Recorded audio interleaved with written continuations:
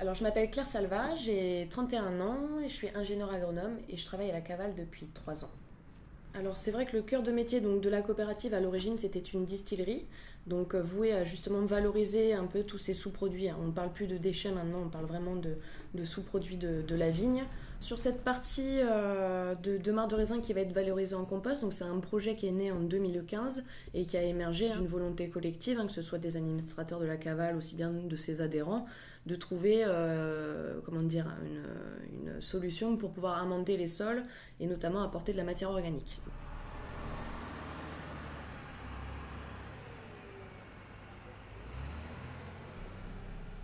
Le raisin est récolté, il est mis dans un pressoir qui va donc presser. Donc il va y avoir du jus de raisin, des pépins, de la pulpe, des rafles, les rafles de la grappe de raisin qui vont y rester.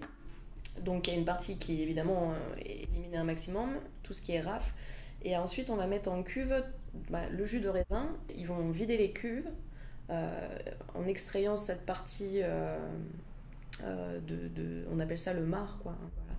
Toute cette partie là. Et donc c'est cette partie là que nous on récupère pour pouvoir être traité. Donc le marc de raisin peut venir d'une agriculture conventionnelle, d'agriculture biologique. Il va être mélangé, mais tout ce process d'extraction de ces matières, etc., de traitement, va faire qu'il est utilisable au bout du bout en agriculture biologique. Et le compost aussi, du coup.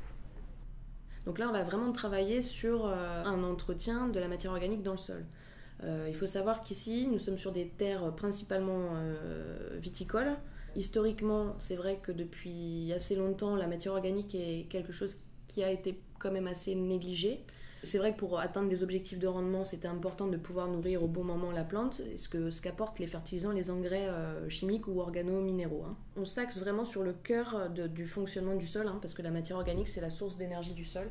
Et c'est ce qui permet, en tout cas sur nos sols qui sont très argileux, de former ce qu'on appelle le complexe argilo-humique, qui va être en capacité de fixer tous les éléments nutritifs du sol, d'améliorer la rétention en eau et d'améliorer même la structure du sol. Donc on est vraiment sur un produit qui est essentiel à la vie du sol, à sa structuration, qui je pense en tout cas dans les années à venir et les problématiques climatiques qui s'imposent, etc., sera incontournable. Donc l'intérêt c'est de réapporter de la matière qu'on a exportée, au final pour boucler cette boucle.